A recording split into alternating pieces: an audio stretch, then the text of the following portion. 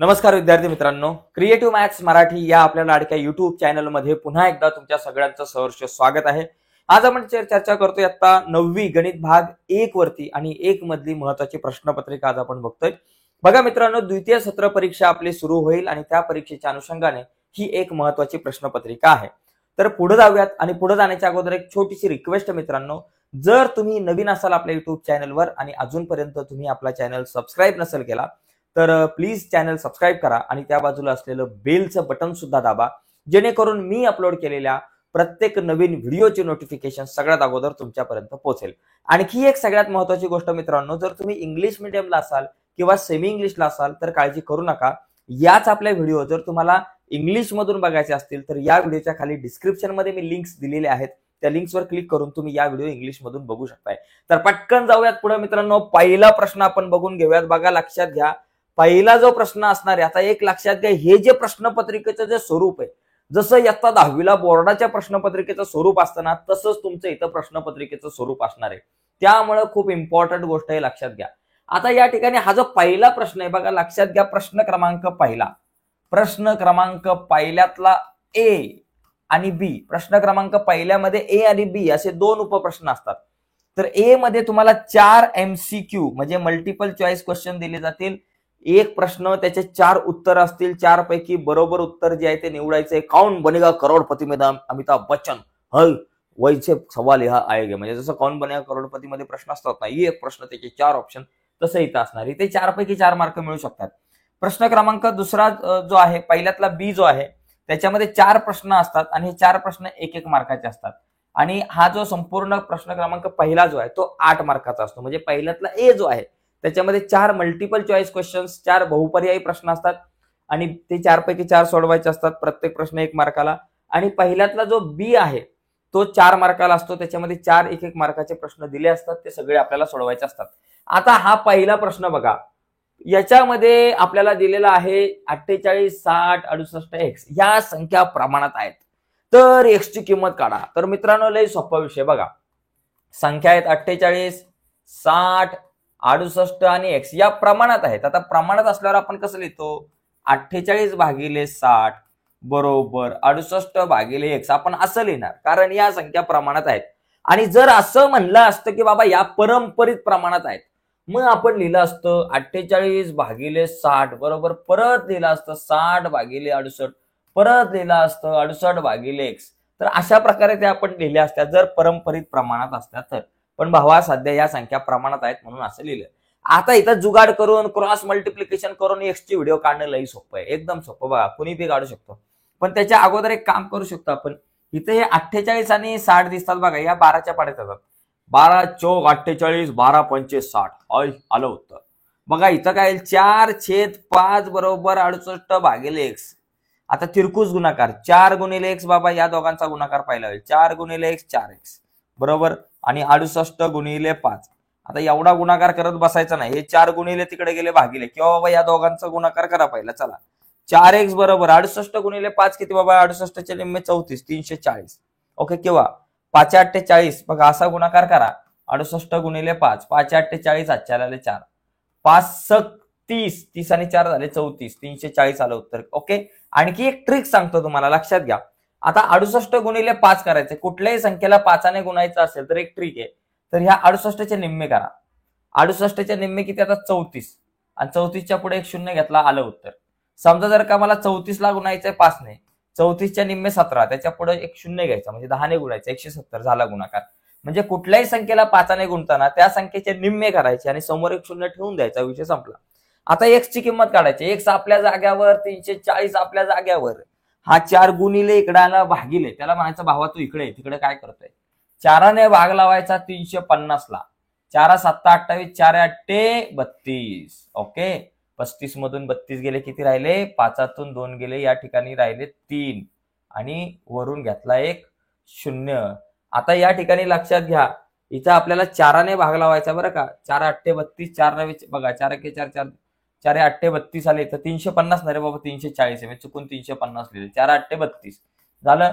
आता 34 32 गेले, 2 राहिले, वरून घेतले शून्य, 4 25 झालं उत्तर किती आलं, 85. एक्स बरोबर 85. तर आपलं या ठिकाणी करेक्ट उत्तर काय असणार बाबा, कोणता ऑप्शन करेक्ट आहे, तर 85 बी. तर या ठिकाणी आपल्याला काय लिहायचंय, अचूक पर्याय निवडून त्याचा फक्त वर्णाक्षर लिहायला सांगितलंय. म्हणजे तुम्हाला इथं उत्तर लिहिताना बघा, प्रश्न क्रमांक पहिल्यातला जो ए आहे त्याच्यातला पहिला जो प्रश्न आहे त्याचं उत्तर काय बाबा, फक्त बी. एवढंच तुम्हाला लिहायचं होतं बस. बाकी असं कॅल्क्युलेशन करायचं नाही परीक्षेला जर बहुपर्यायी प्रश्नांमध्ये. फक्त मी तुम्हाला करून दाखवलं कारण गणित समजावं म्हणून. ठीक आहे.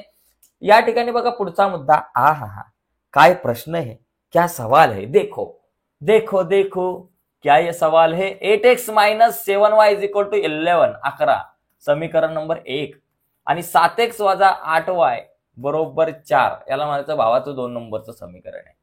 आता इथं x अधिक y ची किंमत काढायची मित्रांनो. आता x अधिक y ची किंमत काढण्यासाठी 2 समीकरणं सोडवा, मग x ची काढा, मग y ची काढा, अशातली भानगड करायची नाही. इथं सरळ, आता इथं वजा वजा असल्यामुळे काय करायचं, आपण या 2 समीकरणांची वजाबाकी करायची. समीकरण 2 मधून समीकरण 1 वजा करा किंवा समीकरण 1 मधून 2 वजा करा, काही फरक पडत नाही. आपण ही वजाबाकी करू, आपल्याला उत्तर ऑटोमॅटिकली मिळेल. बघा इथं मी लिहितो समीकरण 1 वजा समीकरण 2 करू. चला, समीकरण 1 मधून समीकरण 2 या ठिकाणी मी वजा करतो. बघा वजाबाकी केल्यावर ऑटोमॅटिक आन्सर मिळेल. बघा 8x आपल्या जागेवर वजा 7y आपल्या जागेवर बरोबर 11 आपल्या जागेवर वजाचं चिन्ह. वजा समीकरण 2 करायचंय. समीकरण 2 ला उचलून इथं लिहायचं बाबा, ये इकडे 7x - 8y = 4. आणि ज्यावेळेस आपण वजाबाकी करतो त्यावेळेस खालच्या समीकरणाची चिन्ह बदलतात. अधिकचं वजा, वजाचं अधिक, अधिकचं वजा. चला आता काय होईल बाबा, या ठिकाणी 8 - 7x, 7 बघा, वजा 7 अधिक 8, वजा अधिक वजाबाकी. 7तून 8 जात नाही, 8तून 7 गेले y. मोठी संख्या 8, तिच्या अगोदर अधिकचं चिन्ह म्हणून अधिक, बरोबर 11तून 4 गेले, 7 राहिले. x अधिक y बरोबर किती, 7. म्हणजे x अधिक y बरोबर आपल्याकडे आलं 7. अशा प्रकारे आपण हा प्रश्न सोडू शकतो. बी ऑप्शन या ठिकाणी आपलं करेक्ट आहे. तर बी ऑप्शन आलं. आता या ठिकाणी समजा जर का ही समीकरणं अशी असतील, 8x बघा, 8x अधिक 7y = 11 आणि 7x अधिक 8y = 4 अशी असते ना, तर या 2 समीकरणांची बेरीज केली असती. कारण इथं दोन्हीकडे अधिक अधिक अधिक अधिक चिन्ह होतं, मग इथं बेरीज केल्यावर आपल्याला उत्तर आलं असतं. पण सध्या इथं आपण काय केलं, वजाबाकी का केली, कारण इथे वजा चिन्ह होतं म्हणून वजाबाकी केली. आणि एक्सचा जो सहगुणक आहे 8 तो y ला आलाय आणि y चा सहगुणक 7 x ला आलाय. अशा प्रकारची जर गणितं असतील आणि आपल्याला x अधिक y ची किंमत विचारली किंवा x वजा y ची पण किंमत विचारली जाऊ शकते, मग त्या समीकरणांमध्ये सरळ 2 समीकरणांची बेरीज किंवा वजाबाकी केल्यावर आपल्याला ही किंमत मिळते. ठीक आहे. पुढचा प्रश्न या ठिकाणी आपण बघून घेऊयात. बघा पुढचा आहे, बघा जग्गा मागा या प्रश्नाकडे बघा. 2000 रुपये, 2 लाख रुपये बाबा, 2 लाख रुपये, दोनावर 1 2 3 4 5 0 देय आयकरावर 2% दराने शिक्षण उपकर किती आकारला जाईल. आता शिक्षण उपकर बघा, काय कुठला उपकर, शिक्षण उपकर आपल्याला सांगितलं ना, उपकर शिक्षण उपकर ह्या 2 लाखावर 1 2 3 4 5 किती टक्के सांगितलंय बाबा, 2%. 2 लाखावर 2%, मग 2 लाख 1 2 3 4 5 2% म्हणजे 2/100. ओके. आता हे 2 शून्य गेले, हे 2 शून्य गेले. आता हे 2000 गुणिले 2, 2000 गुणिले 2, 2000 दुने 4000 रुपये, 4000, 2000 गुणिले 2 4000. काय बाबा, डी ऑप्शन मध्ये आहे करेक्ट. तर इथं तुमचा डी ऑप्शन जो आहे तो करेक्ट आहे. म्हणजे एकदम सोपे सोपे प्रश्न येतात, नीट समजून घेतलं तर तुम्हाला उत्तर येतील. ओके. आणि शिक्षण, जर असं विचारलं असतं माध्यमिक आणि उच्च माध्यमिक शिक्षण कर असतं तर तो 1% येतो आयकरावरती. ओके. आता इथे बघा पुढचा मुद्दा आहे, 25 ते 30 या वर्गांचा वर्गमध्य. आता वर्गमध्य म्हणजे काय, 25 ते 30 चा वर्गमध्य म्हणजे 25 आणि 30 या दोघांच्या मध्ये येणारी संख्या. तुम्ही नीट बघितलं तर 25 आणि 30 दोघांच्या मध्ये 27.5 येतील.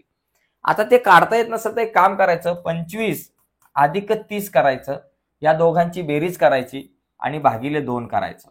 ओके. 25 अधिक 30 किती झाले बाबा, 55 भागिले 2. आता 55 ला 2 ने भागलावा, 2 ने भागलावायचा 55 ला. बघा बे के बे, बे दुने 4, 5तून 4 गेले 1, वरून आले 5, बे 7 14, 15तून 14 गेले 1, 0 घेतला वर घेतला पॉईंट आणि 5 के बे 5 10 म्हणजे 27.5. आपला ए ऑप्शन करेक्ट आहे. उत्तर किती आलं पाहिजे, 27.5 आलं पाहिजे. तर एकंदरीत अशा प्रकारे हा जो पहिला प्रश्न आहे तो आपण सोडू शकतो. तर पहिला प्रश्न खूप सोपा असतो. या प्रश्नामध्ये सगळे बहुपर्यायी प्रश्न आहेत आणि याच्यामध्ये बघा असाही प्रश्न इथे विचारला जाऊ शकतो की बाबा याची खालची वर्ग मर्यादा काय, 25 ते 30 या वर्गाची खालची वर्ग मर्यादा काय, तर खालची वर्ग मर्यादा 25 आणि वरची वर्ग मर्यादा जर विचारली तर ती 30 असते. असा पण प्रश्न इथे विचारला जाऊ शकतो. ठीक आहे, हा पुढे जाऊयात. आता पुढचा प्रश्न क्रमांक पहिल्यातला बी. आता बी मध्ये एकूण 4 प्रश्न असतात. मी तुम्हाला मागाशी सांगितलं 1-1 मार्काचे इथे 4 प्रश्न आपल्याकडे असतात.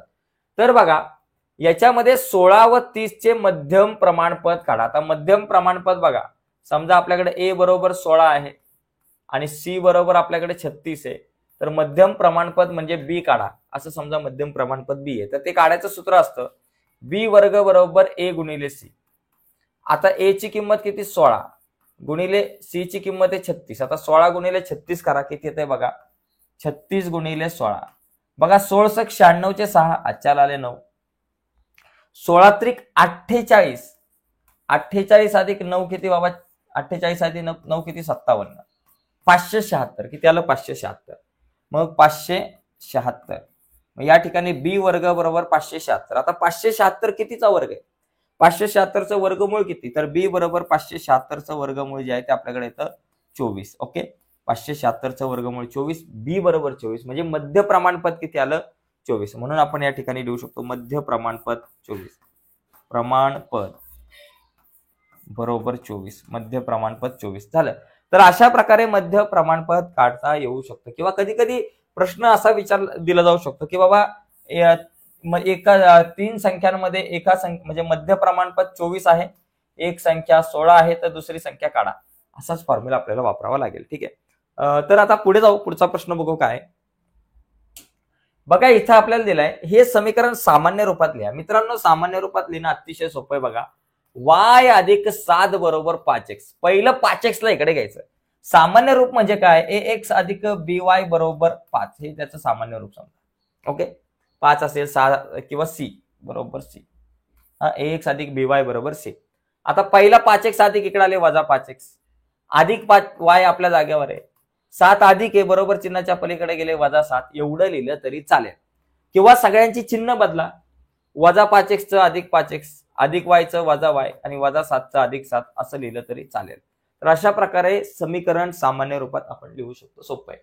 ठीक आहे, पुढचा प्रश्न बघा. या ठिकाणी पुढचा प्रश्न आपल्याकडे 2 प्रश्न या ठिकाणी मला दिसतात. आता हिचा हा प्रश्न आहे की कुमारी निकिता वय 27 वर्ष आहे, हिचे कर पात्र उत्पन्न 2,34,000 आहे. किती बाबा 2,34,000 रुपये कर पात्र उत्पन्न आहे. तर तिला किती आयकर भरावा लागेल किंवा नाही ते सहकारण लिहा. आता हिला आयकर भरावा लागेल का बाबा, लक्षात घ्या कुठल्याही व्यक्तीला ज्याचं वय 60 वर्षापेक्षा कमी आहे, पुस्तकातलं सांगतोय मी, 60 वर्षापेक्षा कमी वय आहे त्याला 2,50,000 रुपये किमतीपर्यंत उत्पन्नापर्यंत आयकर भरावा लागत नाही. जर त्याचं उत्पन्न 2,50,000च्या आत आहे किंवा 2,50,000 रुपये आहे तर याला आयकर भरावा लागणार नाही. जर यांचं उत्पन्न 2,50,000च्या वर गेलं, समजा 3 लाख गेलं, तर 50,000 जास्त आहे तर त्या 50,000वर आयकर भरावा लागणार आहे. आता यांचं उत्पन्न 2,34,000 आहे, मग यांना आयकर भरावा लागेल का, नाही. मग यांना आयकर भरावा लागणार नाही कारण यांचं उत्पन्न 2,50,000पेक्षा कमी आहे. ठीक आहे, आता पहिल्या 5 नैसर्गिक संख्यांचा मध्य काढा. ओके, आता त्या ज्या संख्या आहेत पहिल्या 5 नैसर्गिक संख्यांचा मध्य. मग पहिल्या 5 संख्या, 5 नैसर्गिक संख्या बरोबर. आता या संख्या कुठल्या आहेत पहिल्या 5, 1 2 3 4 आणि 5. आता यांचा मध्य काढायचा आहे. मग मध्य काढण्यासाठी आपण काय करणार, 1 अधिक 2 अधिक 3 अधिक 4 अधिक 5 सगळ्यांची बेरीज भागिले संख्या 5 आहे म्हणून 5. 1 आणि 2 3, 3 आणि 3 6, 6 आणि 4 10, 10 आणि 5 15, 15 भागिले 5, 5 एके 5, 5 त्रिक 15, मध्य किती आला 3 आला. मध्य म्हणजे सगळ्या संख्यांची बेरीज भागिले त्या एकूण संख्या किती आहेत ते केलं की मध्य येतो. एकदम सोपा प्रश्न होता. ठीक आहे, तर अशा प्रकारे हा प्रश्न क्रमांक पहिला झाला. पहिल्यातला ए आणि बी दोन्ही झाले, 8 मार्कांसाठी आपल्याला असतो. आता प्रश्न क्रमांक दुसरा जो आहे तो आपण बघणार आहोत. पण दुसरा बघण्याच्या अगोदर तुम्हाला डिटेल्स मध्ये सांगतो की प्रश्न क्रमांक दुसरा जो आता आपण बघणार आहोत त्या दुसऱ्यामध्ये सुद्धा ए आणि बी अशा 2 कृती असतात. तर ए जी आहे त्याच्यामध्ये 3 कृती दिलेल्या असतात तुम्हाला. तर त्या 3 पैकी तुम्हाला 2 प्रश्न सोडवायचे असतात 4 मार्क. आणि बी जो आहे त्याच्यामध्ये तुम्हाला 4 प्रश्न सोडवायचे, 5 पैकी 8 मार्क. अशा प्रकारे हा 12 मार्काचा प्रश्न असतो.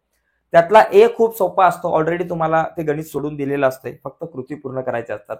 आणि बी या प्रश्नामध्ये तुम्हाला 5 पैकी 4 प्रश्न सोडवायचे असतात. तर बघा, तर या ठिकाणी बघा, हा जो प्रश्न आहे तुम्हाला आता इथे स्क्रीनवरती हा प्रश्न दिसेल व्यवस्थित.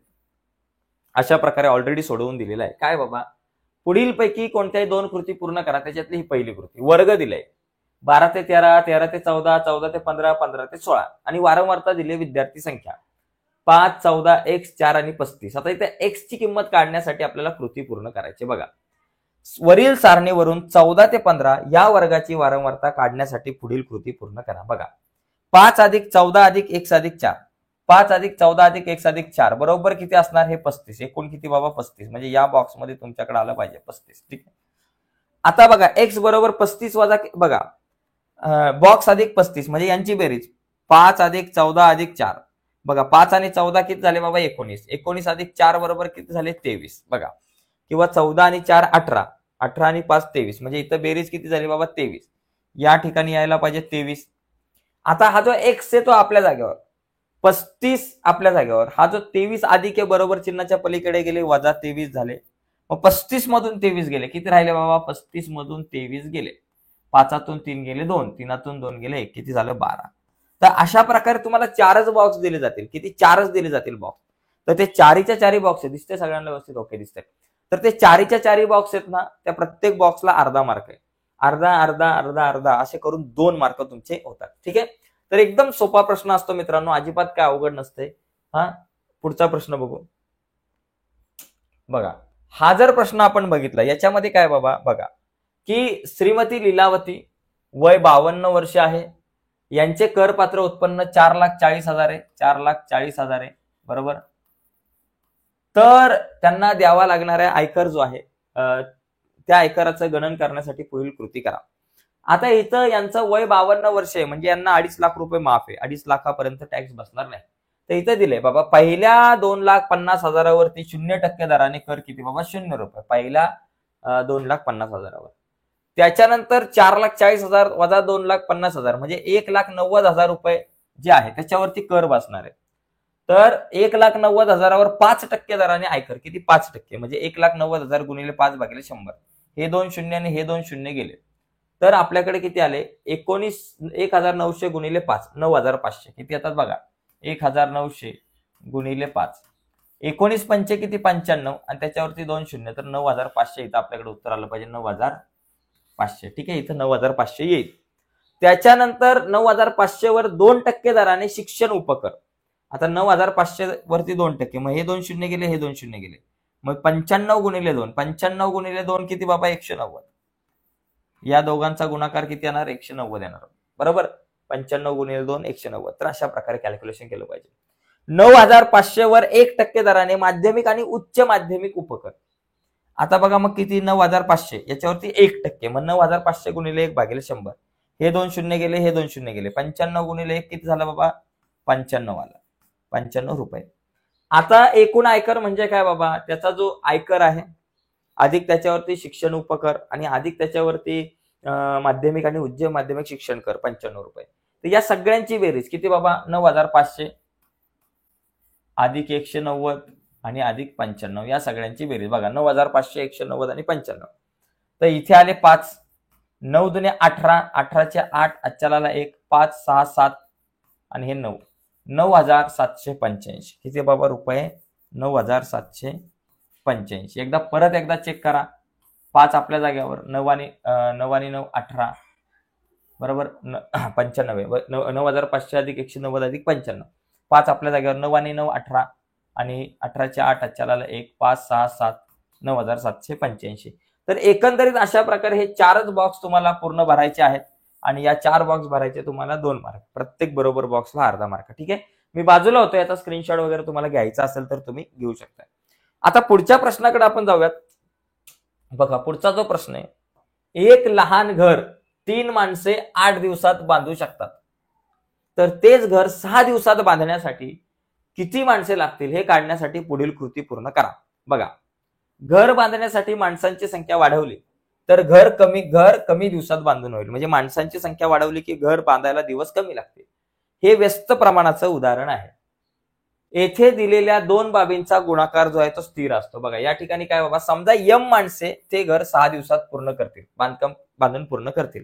म्हणजे 6 दिवसामध्ये किती माणसे लागतील 6 दिवसात घर पूर्ण बांधण्यासाठी, तर समजा यम माणसे. बघा माणसे जर 3 असतील तर 8 दिवस लागतात आणि यम असतील तर 6 दिवस. 3 8 24, 6 गुणिले एम 6 यम. हा गुणाकार सारखा असतो म्हणून 24 बरोबर 6 एम. आता बघा इथं 6 गुणिले इकडे आले भागिले 6 आणि 6 चोक 24 म्हणून इथं आलं 4. म्हणजे इथं 6 यम येईल, इथं 6 यम येईल, इथं 6 येतील आणि इथं 4 येतील. तर अशा प्रकारे 4 दिवस म्हणजे 6 दिवसात जर ते घर बांधायचं असेल तर या ठिकाणी आपल्याला 4 माणसं लागतील. म्हणजे 6 दिवसात जर घर बांधायचं असेल तर आपल्याला 4 माणसं लागतील. ठीक आहे. तर अशा प्रकारे आपल्याला हे सोडवता येईल. बघा एकदम सोपं आहे. 3 गुणिले 8 24, तसं 6 गुणिले एम 6 एम. या दोघांचा गुणाकार सारखा असतो म्हणून 24 बरोबर हे 6 यम. आता यम तर आपल्या जागेवर राहिले, 6 गुणिले इकडे आले भागिले आणि 6 चोक 24 म्हणून 4. तर अशा प्रकारे हे 3 प्रश्न असतात आणि 3 पैकी आपल्याला 2 सोडवायचे असतात आणि सोपे असतात खूप. ठीक आहे. पुढचा प्रश्न बघा, इथे बघा. या प्रश्नात जर का आपण बघितला तर इथं मला काय करायचं, इथे आता प्रश्न क्रमांक दुसऱ्यातला जो बी आहे याच्यामध्ये 5 प्रश्न असतील आणि या 5 पैकी आपल्याला 4च प्रश्न सोडवायचे आहेत. बघा इथे काय आहे, ए छेद बी बरोबर आपल्याला काय दिलंय, ए छेद बी बरोबर 5/2 दिलंय. ओके. तर 2b अधिक 7a भागिले 20b अधिक 7a भागिले 20b वजा 7a याची किंमत काढायची. वर बेरीज आहे, खाली वजा बाकी आहे, म्हणजे योग आणि वियोग क्रिया आहे. तर पहिली गोष्ट एच्या शेजारी इथं किती बाबा 7 आहेत आणि बीच्या शेजारी किती, या ठिकाणी जर आपण बघितलं तर बीच्या शेजारी 20 आहेत. एच्या शेजारी 7, बीच्या शेजारी 20. तर आपण ए ला 7 आणि बी ला 20 गुणू. किंवा आणखी एक महत्वाची गोष्ट लक्षात घ्या, इथं पहिला बी आहे, पहिला बी म्हणजे मला बी वर पाहिजे आणि ए खाली पाहिजे. पहिली इथं व्यस्त क्रिया करू, बी गेला वर ए आला खाली, तसंच 2 गेला वर 5 आले खाली. काय केलं बाबा, व्यस्त क्रिया केली. ज्या क्रिया आपण करू त्यांची या ठिकाणी इथे नावं लिहू. ठीक आहे. आता बी ला 20 आणि ए ला 7. मग इथं लिहायचं समीकरणाच्या दोन्ही बाजूस कितीने गुणायचं, बी ला कितीने गुणायचं 20 म्हणजे 20 आणि ए ला 7 म्हणजे 20 भागिले 7 ने गुणू. ओके. दोन्ही बाजूला बघा इथं बी भागिले ए गुणिले 20/7 बरोबर 2/5 गुणिले 20/7 वर आणि खाली 20 आपण गुणलेलं आहे. ठीक आहे. आता पुढे काय होईल बाबा, 20/7 ने गुणलं वर आणि खाली, 20 गुणिले बी 20b भागिले 7 एके 7a बरोबर इथे काय होईल बाबा, बघा 5 एके 5, 5 चोक 20 झालं. मग आता कॅल्क्युलेशन करून काय येईल, 2 चोक 8 आणि भागिले हे 7 झालं. आता हे सगळं कॅल्क्युलेशन केलं. आता मला काय करायचंय, वर दोघांची बेरीज पाहिजे आणि खाली दोघांची वजाबाकी. बघा 20b 7a, 20b अधिक 7a वर बेरीज पाहिजे आणि खाली 20b वजा 7a वजाबाकी. मग वर बेरीज आणि खाली वजाबाकी म्हणजे क्रिया कुठली, योग वियोग क्रिया. मग वर बेरीज करा 20b अधिक 7a भागिले खाली वजाबाकी करा 20b वजा 7a बरोबर. या दोघांचीच वर बेरीज आणि खाली वजाबाकी. तसंच इकडे करायचं, वर या दोघांची बेरीज 8 अधिक 7 आणि खाली वजाबाकी 8 वजा 7. आता बघा 20b अधिक 7a भागिले 20b वजा 7a बरोबर 8 अधिक 7 15 आणि 8 वजा 7 1 15 भागिले 1. अशा प्रकारे हे माझं उत्तर येईल. किंवा नुसतं 15 लिहिलं तरी चालेल. फक्त इथं मला काय लिहायचं, इथं ब्रॅकेटमध्ये मी लिहिलं पाहिजे योग वियोग क्रिया. योग वियोग क्रिया केली. चौथं जे प्रकरण आहे आपलं त्यातला हा प्रश्न आहे. ठीक आहे. गुणोत्तर व प्रमाण मधला. तर एकदम सोपा प्रश्न असतो, जास्त काय अवघड नाहीये. ठीक आहे. आता आपण पुढच्या प्रश्नाकडे वळूयात. प्रश्न क्रमांक बी मधला दुसरा. ओके. बघा पहिला झाला तर दुसरा बघा. दुसरा सोपा आहे. दुसऱ्यामध्ये काय जास्त नाहीये. पुढे दिलेल्या गुणोत्तराच्या जोड्यांमधला लहान मोठेपणा ठरवा. एकदम सोपा बघा. 3 वर्गमुळात 2 भागिले 7 वर्गमुळात 6 आणि वर्गमुळात 21 भागिले वर्गमुळात 33. काय करायचं, सगळ्यांना वर्गमुळात घ्या म्हणजे कॅल्क्युलेशन करायला सोपं पडेल. 3 आतमध्ये गेले 2 गुणिले 3 आतमध्ये गेले 9 झाले आणि भागिले 7 आतमध्ये गेले किती राहिले बाबा 7 आतमध्ये गेले, 6 गुणिले 49 झाले, बरोबर. वर्गमुळात 21 सॉरी बरोबर नाहीये कॉमा, वर्गमुळात 21 भागिले वर्गमुळात 33. आपल्याला लहान मोठेपणा ठरवायचा आहे, बघा लक्षात घ्या. याच्यानंतर आपण काय करू, 2 गुणिले 9 18 आणि भागिले 49 गुणिले 6. 9 7 54 चे 4 हातच्या आलेले 5, 6 चोक 24, 25 26 27 28 29, 294 वर्गमुळात 294 आणि इकडे किती, वर्गमुळात 21 भागिले वर्गमुळात 3. आता काय करायचं, तिरकस गुणाकार करायचा. आपल्याला वर्गमुळात 33 आहे, 3 नाहीये 33 आहे. आता आपल्याला काय करायचं, तिरकस गुणाकार करून आपल्याला काढायचं. तिरकस गुणाकार करताना काय करायचं, पहिले या दोघांचा गुणाकार करायचा, या दोघांचा. वर्गमुळात 18 गुणिले वर्गमुळात 33 आणि पलीकडे आपल्याकडे आहे वर्गमुळात 21 गुणिले वर्गमुळात 294. वर्गमुळात 21 गुणिले वर्गमुळात 294. बघा मग आता बघा, इथं वर्गमुळात 18 गुणिले 33 करा आणि इथं वर्गमुळात 21 गुणिले 294 करा. आता याच्यामध्ये ज्याचा गुणाकार जास्त येईल, जी संख्या मोठी असेल ती मोठी. बघा 18 गुणिले 33, बघा या दोघांचा गुणाकार जो आहे तो लहानच येणार आहे कधी सुद्धा. वाटलंच तर गुणाकार करून बघा तुम्ही. 18 गुणिले 33 किती होतात, 18 ला गुणा 33 ने, पहिलं 3 ने गुणा, 3 8 24, हातच्या आले 2, 3 1 3, 4 5, 18 3 54, परत एक 0, 4 आणि 5 आपल्याकडे येईल. 4 5 आणि 4 9 आणि इथं 5, 594 या ठिकाणी आपल्याला उत्तर येईल. वर्गमुळात 594 आणि पलीकडे इथे 21 गुणिले 294. आता हा गुणाकार करायचा, 294 गुणिले 21, पहिले एकाने गुणा, 4 9 2, 0 लिहा आणि मग 2 ने गुणा, 2 चोक 8, 92 18, हातच्या आला 1, 2 दुने 4 आणि 1 5. तर इथं 4 17 चे 7, हातच्या आला 1, 9 10 11 चे 1, हातच्या आला 1 आणि इथं 6, 61 74 बरं का, 6174. आता मला सांगा यांच्यामधला मोठा कोण आहे, या दोघांमध्ये मोठा कोण आहे, 6174. मग आपण लिहू शकतो की बाबा 6174 ही जी संख्या आहे ती मोठी आहे. म्हणजे याचा अर्थ 3 वर्गमुळात 2 भागिले 7 वर्गमुळात 6 हे लहान आहे कोणापेक्षा, वर्गमुळात 21 भागिले वर्गमुळात 33 पेक्षा. वर्गमुळात 21 भागिले वर्गमुळात 33 पेक्षा. ठीक आहे. आता याचा स्क्रीनशॉट वगैरे घ्यायचा असेल तर तुम्ही घेऊ शकता, मी बाजूला होते. पण याच्या अगोदर एक लक्षात घ्या मित्रांनो, जे विद्यार्थी आपले नवीन आहेत आणि अजूनपर्यंत चॅनल ज्यांनी सबस्क्राईब नसेल केला त्यांनी प्लीज चॅनल सबस्क्राईब करा आणि त्या बाजूला असलेलं बेलचं बटन दाबायला विसरू नका. ठीक आहे. आता पुढे जाऊयात आपण. बघा पुढचा मुद्दा सुद्धा आपल्यासाठी खूप महत्वाचा आहे. तर पुढचा प्रश्न पण आपण या ठिकाणी आता बघून घेऊयात. जास्तीत जास्त प्रश्न आपल्याला बघायचे आहेत आज. दुसरा झाला तर तिसरा प्रश्न या ठिकाणी आपण बघून घेऊयात. कुठे गेला बाबा आपला तिसरा प्रश्न, हा बघा तिसरा आणि चौथा असे दोन्ही प्रश्न या ठिकाणी आपल्याला दिसतात. बघा इथे हा प्रश्न खूप सोपा आहे. ए आणि बी या चलांचा वापर करून दोन चलातील दोन समीकरणं लिहा. कुठलीही.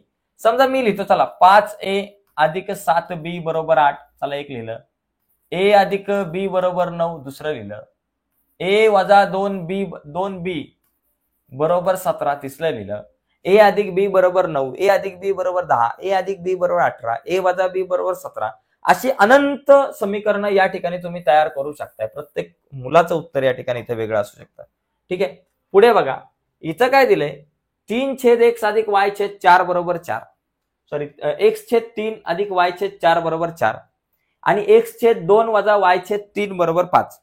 या समीकरणांना 12 ने गुणून मिळणारी नवीन समीकरणं तयार करायची. दोघांना 12 ने गुणायचं. बघा ती x भागिले 3 आहे अधिक y भागिले 4 आहे बरोबर 4, 12 ने गुणू. बघा x भागिले 3 गुणिले 12 अधिक y भागिले 4 गुणिले 12 आणि बरोबर 4 गुणिले 12. 3 चौक 12 म्हणून x गुणिले 4 अधिक 4 त्रिक 12 म्हणजे y गुणिले 3 बरोबर 12 चौक 48. मग काय झालं बाबा, 4 1 4x, 3 गुणिले y 3y बरोबर 48. हे झालं एक समीकरण झालं. म्हणजे 12 ने गुणून इथे एक समीकरण मिळालं तुम्हाला नवीन. आता याला पण 12 ने गुणा. x भागिले 2 वजा y भागिले 3 बरोबर 15, 12 ने गुणायचं. x भागिले 2 गुणिले 12 वजा y भागिले 3 गुणिले 12 आणि बरोबर 15 गुणिले 12. ठीक आहे. बेसक 12 म्हणून 6x, वाटलंच तर असं लिहा, x गुणिले 6 वजा y गुणिले 3 चौक 12 म्हणून y गुणिले 4 आणि 12 गुणिले 15 आलं 180. ठीक आहे. 6 4 गुणिले y वजा 4y आणि बरोबर 180. हे झालं दुसरं समीकरण. तर अशा प्रकारे मी काय केलं, दोन्हीकडे 12ने गुणलं. जे सांगितलं होतं, कदाचित हा प्रश्न पुस्तकामध्ये नसेल किंवा कधी कधी असाही विचारला जाईल की बाबा समीकरणाला 6ने गुणला, 24ने गुणा, असाही प्रश्न विचारला जाईल. जसा प्रश्न विचारला जाईल तसं उत्तर आपल्याला या ठिकाणी लिहायचं. म्हणजे इथं हे 4 प्रश्न झाले. आता याच्यामधला जो शेवटचा 5वा प्रश्न असतो तो बघा. मुकुंदचे वय 7 बघा, मुकुंदचे 7 वर्षाचे एकरी सोयाबीनचे उत्पन्न क्विंटलमध्ये 10, 7, 5, 3, 9, 6, 9 असे आहे. यावरून एकरी सोयाबीन उत्पन्नाचा मध्य काढा. आता मध्य काढणं सोपं आहे. मध्य काढायचं म्हणजे काय करायचं बाबा, या सगळ्यांना लिहा.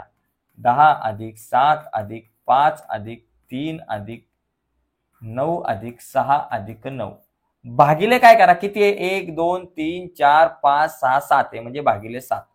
आता बेरीज करा. 10 आणि 7 17, 17 आणि 5 झाले 22, 22 आणि 3 झाले 25, 25 आणि 9 झाले 34, 34 आणि 6 झाले 40, 40 आणि 49, 49 भागिले 7. आता 7 7 49. तर या ठिकाणी 7 क्विंटल आपण असं म्हणू शकतो. 7 क्विंटल,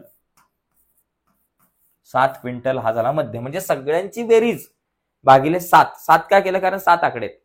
9 असते तर 9, 8 वर्षाचे असते तर भागिले 8 केला असता. ठीक आहे. अशा प्रकारे हा मध्य आपण काढू शकतो. तर अशा प्रकारे प्रश्न क्रमांक पहिला आणि दुसरा बघितला. पहिला आणि दुसरा मिळून तुम्हाला 20 मार्क मिळू शकतात. ओके.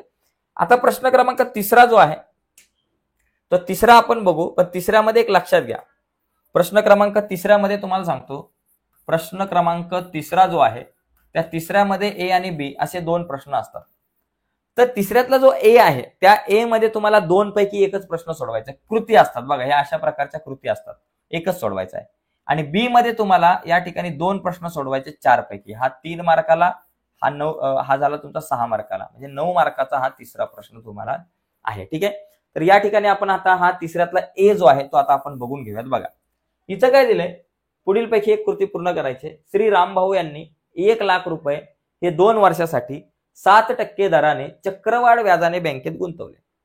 तर 102 वर्षाअखेर त्यांना किती व्याज मिळेल ते काढण्यासाठी पुढची कृती पूर्ण करा. आता हे व्याज किती मिळेल ते काढण्यासाठी आपल्याला पुढची कृती आपल्याला या ठिकाणी करायची. बघा पहिली गोष्ट, पी किती रुपये गुंतवलेत, 1 लाख रुपये. वर्ष किती, 2 आहे म्हणून n बरोबर 2. आणि आर म्हणजे रेट ऑफ इंटरेस्ट 7% म्हणून 7. आता हे सूत्र आहे चक्रवाढ व्याजाचं. पी बघा, चक्रवाढ व्याजाचं सूत्र या ठिकाणी पी 1 अधिक आर भागिले 100चा n वा घात आणि वजा पी असं सूत्र असतं. याच्यामध्ये पी म्हणजे काय, प्रिन्सिपल, जी अमाऊंट तुम्ही गुंतवलेली आहे ती. आणि त्याच्यानंतर मग दुसरा मुद्दा आपला एक असतो, आर म्हणजे रेट ऑफ इंटरेस्ट, म्हणजे ती किती टक्के दर आहे तो. एन म्हणजे किती वर्ष. ओके. आणि पी म्हणजे काय तुम्हाला माहिती आहे. तर हे सूत्र. आणि इथं मग या बॉक्समध्ये तुम्हाला काय आला पाहिजे, इथं एन आला पाहिजे. आता इथून पी कॉमन काढलाय. हा पी कॉमन काढल्यामुळं या ठिकाणी काय झालं, हा जो पी या ठिकाणी जर कॉमन काढला तर पी कॉमन काढल्यामुळे आता इथे बघा, इथे लक्षात घ्या, हा पी इथं नसला पाहिजे, इथं चुकून बाय मिस्टेक हा आलेला आहे. तर हे जरा थोडंसं लक्षात ठेवणं गरजेचं आहे. तर याला आपण पहिला कॅन्सल करू भावाला. हा चुकून आला, या ठिकाणी इथं चुकून आलेला आहे, चुकून प्रिंटिंग मिस्टेक झाली असं आपण समजू. ठीक आहे. कारण पी आपण कॉमन काढला ना, मग कॉमन काढला मग इथून पण पी निघाला, म्हणजे हा फक्त एकटा उरला आणि इथून 1 उरला, काय नाही म्हणजे 1 उरला. ठीक आहे. आता इथं तुमचा एनच येणार आहे.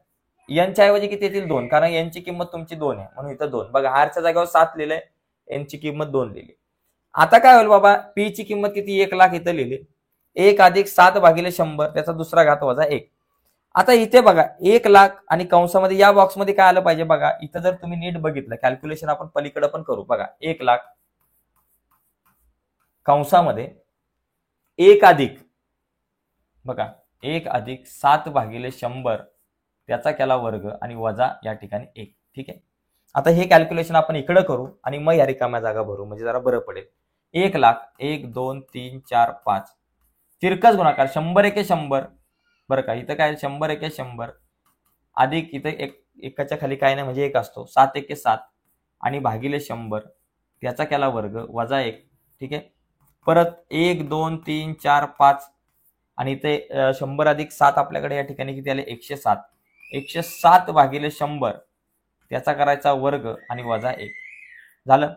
मग आता इथं बघा 1 2 3 4 5 107चा वर्ग किती? आता 107चा वर्ग आपण पटापट करू, मला तर इथे कॅल्क्युलेशन करायला वेळ नाही. 107 गुणिले 107 मी मोबाईलवरती का करतो, कारण वेळ वाचावा म्हणून. गुणिले 107, 107 गुणिले 107 11,449. किती? 11,449. आणि भागिले 100चा वर्ग किती? 1 2 3 4 0 वजा 1 झालं. आता या ठिकाणी कॅल्क्युलेशन करून आपल्याकडे काय बाबा, इथे 1 लाख, 1 2 3 4 5 तिरकस गुणाकार, खाली काय नाही म्हणजे 1. 11,449 गुणिले 1 11,449 बरोबर, वजा हे 10,000 गुणिले 1 10,000 आणि भागिले 10,000 गुणिले 1 किती झाले? 10,000. ठीक आहे. आता याच्यात जर तुम्ही बघितलं तर काय काय कट होईल बाबा? 1 2 3 4 1 2 3 4. ठीक आहे. आता मग या ठिकाणी काय होईल? हे 10 गुणिले 11,449 मधून 10,000 गेले, 1,449 राहिले आणि दोघांचा गुणाकार 1,449 वरती 1 0 14,490 आलं. ठीक आहे. हे कॅल्क्युलेशन आलं पाहिजे आपल्याला. आता मग इथं काय आलं पाहिजे बाबा? इथं कॅल्क्युलेशन करून इथे तुमच्याकडे काय आलं पाहिजे की 107 भागिले 100चा वर्ग आहे. मग इथं 107 भागिले 100 तुमच्याकडे आलं पाहिजे आणि त्याचा वर्ग. आणि इथं कशामधून 1 वजा केलं पाहिजे तुम्ही? आता इथं कशातून 1 वजा होईल? यांचा वर्ग करा, 11,49. मग इथं तुमच्याकडे किती आलं पाहिजे? 11,49 11,449 बरं, 11,449 भागिले 10,000 या ठिकाणी तुमच्याकडे आलं पाहिजे. आणि 10,000 गुणिले काय बाबा? या ठिकाणी हे 10,000 गुणिले या ठिकाणी तुमच्याकडे काय आलं पाहिजे? इथं 11,449 मधून हे आलं पाहिजे. 11,449 मधून जर का तुमच्याकडे 10,000 गेले तर किती? 14,400 1,409 सॉरी 1,449 भागिले या ठिकाणी तुमच्याकडे आले पाहिजे 10,000. 1 2 3 4 10,000 म्हणजे 1 लाख गुणिले. आणि मग इथं तुमचं एकूण टोटल उत्तर 14,490 रुपये आपल्याकडे आलं पाहिजे. मग इथं तुम्हाला पहिलं थोडंसं कॅल्क्युलेट करावं लागणार आहे बाजूला, त्याच्यानंतर ह्या सगळ्या गोष्टी इथे केल्या पाहिजेत. बघा लक्षात घ्या, परत मी काय केलं या ठिकाणी, इथे आपल्याकडे एन, इथं सूत्रामध्ये एन आहे, त्याच्यानंतर एन ची किंमत 2 आहे, त्याच्यानंतर पुढे बाबा हे सगळं कॅल्क्युलेशन केलेलं आहे त्यांनी. त्याच्यानंतर इथं काय पाहिजे? कशाचा वर्ग आहे? 107 भागिले 100चा वर्ग आपल्याकडे पाहिजे होता, म्हणून ते 107 भागिले 100 आलं. त्याच्यानंतर इथं दोघांचे सुद्धा वर्ग लिहिले, त्याच्यामुळे इथं बघा काय येईल या बॉक्समध्ये? 107चा वर्ग किती? 11,449 आणि भागिले 100चा वर्ग किती? 10,000. म्हणजे या बॉक्समध्ये तुमच्याकडे 11,449 भागिले 10,000 आले पाहिजे. त्याच्यानंतर इथं सगळं क्रॉस मल्टिप्लिकेशन करून तुमच्याकडे इथे किती आलं पाहिजे? या ठिकाणी बघा, या ठिकाणी आपल्याकडे जर तुम्ही बघितलं तर 14,449 मधून 10,000 गेले तर किती? 1,449 भागिले या ठिकाणी 10,000 असं आलं पाहिजे. आणि मग इथं खाली तुमच्याकडे उत्तर 14,490 रुपये तुमच्याकडे इथं आलं पाहिजे. म्हणजे एकंदरीत अशा प्रकारे ही ऍक्टिव्हिटी आपल्याला पूर्ण करता आली पाहिजे. ठीक आहे. पुढचा प्रश्न बघू, याचा स्क्रीनशॉट घ्यायचा असेल तर तुम्ही घेऊ शकताय. आता पुढचा बघू आपण. यातला दुसरा प्रश्न, याच्यामध्ये आणखी एक प्रश्न आपल्याला विचारला जातो. आता दुसरा प्रश्न बघा, हा सोपा आहे जरा. तर या प्रश्नात आपल्याला काय दिले बघा, 5 4 0 2 4 2 4 3 3 मध्यक काढायचंय. मध्यक काढताना सगळी माहिती चढत्या क्रमाने लिहायची. मग चढत्या क्रमाने पहिला सगळ्यात छोटा 0 लिहिला, मग 2 लिहिला, अजून 2 एका नाहीये, मग काय बाबा 3 आहे, 3 2 वेळा, इथे एकदा आलं म्हणजे इथं 3 पाहिजे. त्याच्यानंतर 4 आलं, 4 आलं, राहिले काय बाबा 5 झालं. हे या ठिकाणी चढत्या क्रमाने लिहिले. चढत्या क्रमाने लिहिल्यानंतर ह्या एकूण संख्या किती आहेत बाबा? 1 2 3 4 5 6 7 8 9 आहेत. एकूण संख्या 9. आता 9 काय बाबा? विषम एका समसंख्या आहे. 9 ही विषम संख्या आहे. विषम संख्या आहे म्हणून मध्य काढायचं सूत्र आहे n अधिक 1 भागिले 2. बरोबर. मग n अधिक 1 भागिले 2, n किती? 9 आहे. 9 अधिक 1 भागिले 2, 9 अधिक 1 किती? 10, 10 भागिले 2 किती? 5. म्हणजे पाचवी संख्या ही मध्यक असणार आहे. पाचवी संख्या कोण आहे? 1 2 3 4 आणि 5. पाचवी संख्या 3 आहे. चढत्या क्रमांकात पाचवी संख्या बरोबर 3, म्हणून मध्यक किती बाबा? 3. आता 3 गोल या ठिकाणी लिहिणं गरजेचं आहे. 3 गोल, मध्यक काय बाबा? 3 गोल आहे. ठीक आहे. तर एकंदरीत अशा प्रकारे आपण प्रश्न क्रमांक 3ऱ्यातला ए सोडू शकतो. एकदम सोपा आहे हा प्रश्न, जर बघायला गेलं तर मागच्यापेक्षा हा जरा सोपा आहे. आता याच्यानंतर प्रश्न क्रमांक 3ऱ्यातला जो बी आहे, आता साधारणतः बराचसा वेळ झालेला आहे, आपण तिसऱ्यातला बी जो आहे आणि त्याचबरोबर प्रश्न क्रमांक चौथा आणि पाचवा, तिसऱ्यातल्या बी मध्ये 4 प्रश्न, प्रश्न क्रमांक चौथ्यातले 3 प्रश्न आणि पाचव्यातले 2 प्रश्न, असे 9 जे प्रश्न आहेत आपले ते आपण उद्याच्या लेक्चरमध्ये बघूयात, पुढच्या व्हिडिओमध्ये बघूयात. ओके, तर सध्या तरी आपण इथंच थांबू. पण थांबण्याच्या अगोदर एक रिक्वेस्ट आहे मित्रांनो, जे विद्यार्थी नवीन आहेत आपल्या चॅनलवर आणि अजूनपर्यंत ज्यांनी चॅनल सबस्क्राईब नसेल केला त्यांनी प्लीज चॅनल सबस्क्राईब करा आणि त्या बाजूला असलेलं बेलचं बटन दाबायला विसरू नका. बाय सर्वांना, धन्यवाद.